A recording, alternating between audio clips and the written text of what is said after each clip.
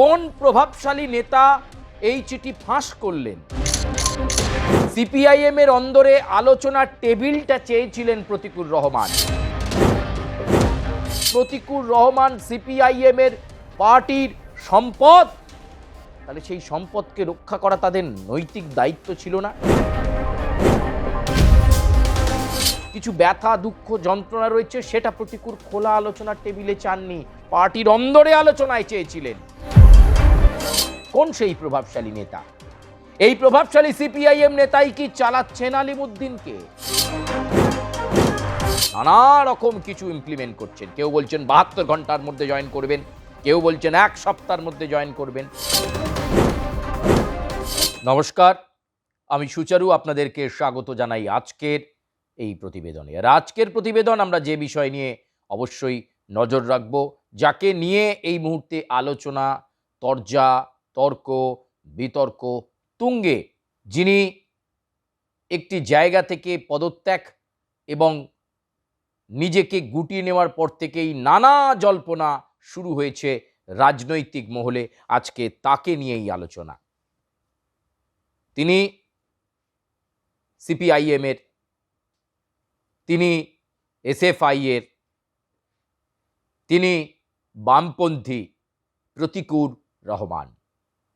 এই প্রতিকুর রহমানের একটা চিঠি, যে চিঠি নিয়ে এই মুহূর্তে সর্বাগ্রে আলোচনা, যে চিঠিতে প্রতিকুর রহমান লিখেছেন পার্টির এই সময়ের সিদ্ধান্ত এবং বেশ কিছু কার্যকলাপের সঙ্গে নিজেকে খাপ খাইয়ে নিতে পারছেন না, তাই পার্টির সব রকমের স্তর থেকে নিজেকে সরিয়ে নিচ্ছেন এবং পদত্যাগ করছেন। এই চিঠিটা তিনি সিপিআইএমকে দিয়েছিলেন, কিন্তু এই চিঠি ফাঁস করল কে? কোন প্রভাবশালী নেতা এই চিঠি ফাঁস করলেন তা নিয়ে বেজায় চটেছেন প্রতিকুর রহমান। তিনি বলছেন, যদি চিঠিটা তার ভাইরাল করা থাকতো, যদি চিঠি দিয়ে তিনি সংবাদ মাধ্যমকে জানিয়ে দিতেন যে তিনি চিঠি দিয়েছেন, চিঠিতে এই লিখেছেন, তাহলে অন্য কথা। কিন্তু এই চিঠি দিয়ে সিপিআইএম এর অন্দরে আলোচনার টেবিলটা চেয়েছিলেন প্রতিকুর রহমান, কিন্তু সেই আলোচনার টেবিল তো দূরস্থ, মুহূর্তের মধ্যে সেই চিঠি ভাইরাল করল প্রভাবশালী নেতা। এমন চাঞ্চল্যকর অভিযোগ প্রতিকুর রহমান করলেন। সিপিআইএম এর প্রভাবশালী নেতা কে? কে সেই প্রভাবশালী নেতা যে প্রতিকুরের গোপন চিঠিটা ভাইরাল করে দিল? একবার কেন ভাবা হলো না, যেখানে শতরূপ ঘোষ বা অন্যান্য তরুণ তুর্কি নেতারা বলছেন প্রতিকুর রহমান সিপিআইএম এর পার্টির সম্পদ, তাহলে সেই সম্পদকে রক্ষা করা তাদের নৈতিক দায়িত্ব ছিল না? সেটা না করে যেই তারা দেখছেন বা সেই প্রভাবশালী নেতা দেখছেন যে প্রতিকুর রহমান পদত্যাগ করতে চাইছেন, রাজ্য কমিটি থেকে সরে যাচ্ছেন, সিপিএম থেকে দূরে সরতে চাইছেন, মুহূর্তের মধ্যেই সেই চিঠি চলে এলো সোশ্যাল মিডিয়াতে। এইখানেই আপত্তি প্রতিকুর রহমানের।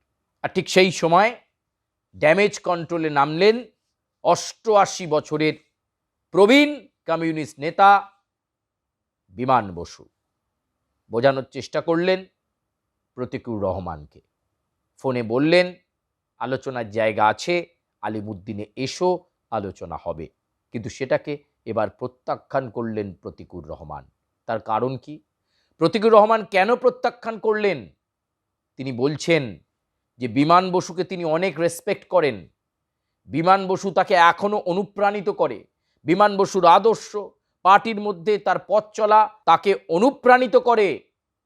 তিনি ভাবতেই পারেননি যে বিমান বসু ফোন করবেন তাকে, কিন্তু তাকে তার ফিরিয়ে দিতেও কষ্ট হচ্ছে, কারণ এই আলিমুদ্দিনকে বিশ্বাস করতে পারছেন না প্রতিকুর রহমান। কারণ বর্তমান আলিমুদ্দিনে এমন অনেক প্রভাবশালী সিপিআইএম নেতা রয়েছেন যারা প্রতিকুরের সঙ্গে আলোচনার রাস্তা, আলোচনার টেবিল খোলা না রেখে বাজারে ছড়িয়ে দিলেন তার গোপন চিঠি।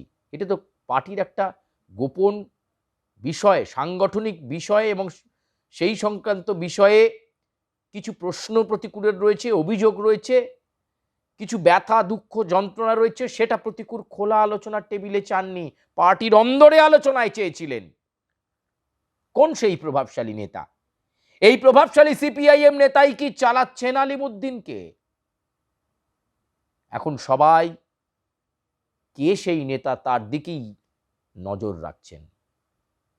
কে সেই নেতা যার জন্য প্রতিকূলের মতো তরুণ তুর্কি নেতা, যে সিপিএম করতে গিয়ে মার খেয়েছিল, যে ডায়মন্ড হারবারে হারবে জেনেও অভিষেক বন্দ্যোপাধ্যায়ের বিরুদ্ধে লড়াই করেছিল, যে প্রতিকুর রহমান নিজে বলছেন যে সিপিআইএম বা দল আমার আইডেন্টিটি তৈরি করেছে, সেই প্রতিকুর রহমান কেন দলের সিদ্ধান্তে খুশি হতে পারছে না, কেন দলের সঙ্গে খাপ খাইয়ে নিতে পারছে না, সমস্যাটা কোথায় হলো? সেই সমস্যাটার কথাটা পার্টির অন্দরে শোনা যেত, এই মৌলিক প্রশ্নটা তিনি তুলে দিয়েছেন। তিনি বলছেন এরপর যদি বিমান বসুর কথায় তিনি আলিমুদ্দিনে যান, সেই গোপন বৈঠকে কি আলোচনা হলো সেটাও যদি বাইরে চলে আসে। তাই আগে প্রতিকুর রহমানের ওই চিঠিটা, পার্টিকে দেওয়া ওই চিঠিটা ভাইরাল করলো কে, তাকে খুঁজে বের করে পার্টি দৃষ্টান্তমূলক শাস্তি দিক, তারপর নয় আলোচনা হবে। এখন বাংলার রাজনৈতিক আবহাওয়া এই পরিমণ্ডলে প্রতিকুর রহমানকে নিয়ে নানা রকম আলোচনা চলছে। তাহলে কি তরুণ তুর্কি নেতা রাজনীতি থেকে চিরনির্বাসনে, নাকি তিনি শাসক দল তৃণমূল কংগ্রেসে যাবেন? কেউ আবার তো সময় তারিখ নানা রকম কিছু ইমপ্লিমেন্ট করছেন। কেউ বলছেন 72 ঘন্টার মধ্যে জয়েন করবেন, কেউ বলছেন 1 সপ্তাহের মধ্যে জয়েন করবেন।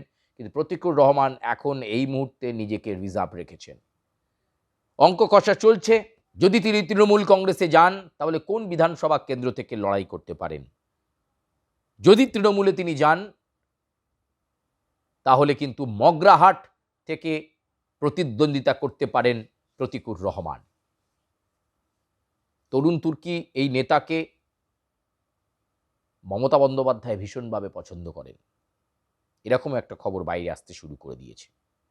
ফলে এমন একটা প্রেক্ষাপটে যেখানে দলের অন্দরে নেতৃত্ব নিয়ে প্রশ্ন তুলে দিলেন, দলের অন্দরে গোপনীয়তা নিয়ে প্রশ্ন তুলে দিলেন প্রতিকুর রহমান, তিনি বলছেন যে যদি পার্টির সদিচ্ছা থাকতো তাহলে ওই চিঠি যে ভাইরাল করলো সেই নেতাকে প্রকাশ্যে আনা দরকার।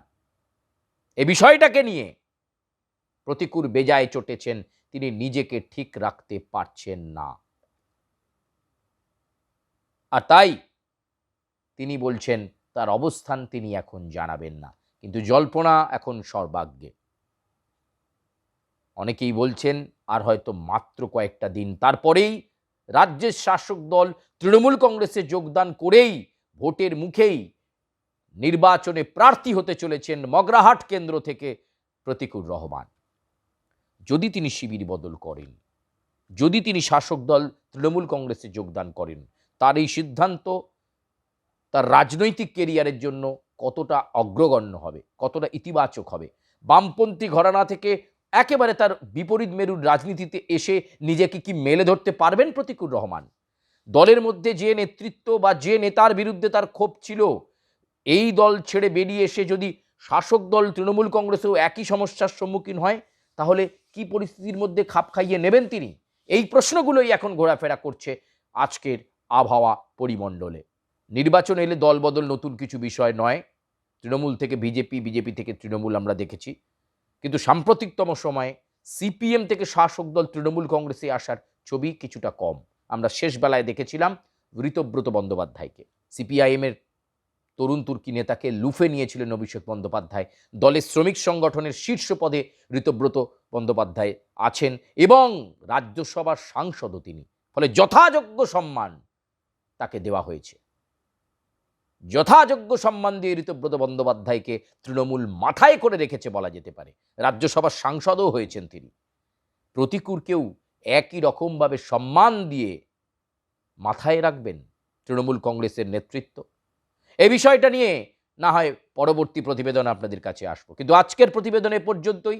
আপনারা কমেন্টে জানান, প্রতিকুর যদি তৃণমূলে যায়, নির্বাচনে প্রার্থী হয়, রাজনৈতিকভাবে তার কেরিয়ার কোন দিকে এগোতে চলেছে, প্রতিকুরকে কি যোগ্য সম্মান ঋতব্রতর মতনই দেবে তৃণমূল কংগ্রেস, নাকি সিপিআইএমে ভুল বোঝাবুঝি পর্বের সমাপ্তি ঘটবে এবং সেই প্রভাবশালী নেতাকে সিপিআইএম খুঁজে বের করে দলের কন্ট্রোল কমিশন তাকে শাস্তি দেবে, সেটার দিকেও তাকিয়ে থাকতে হবে।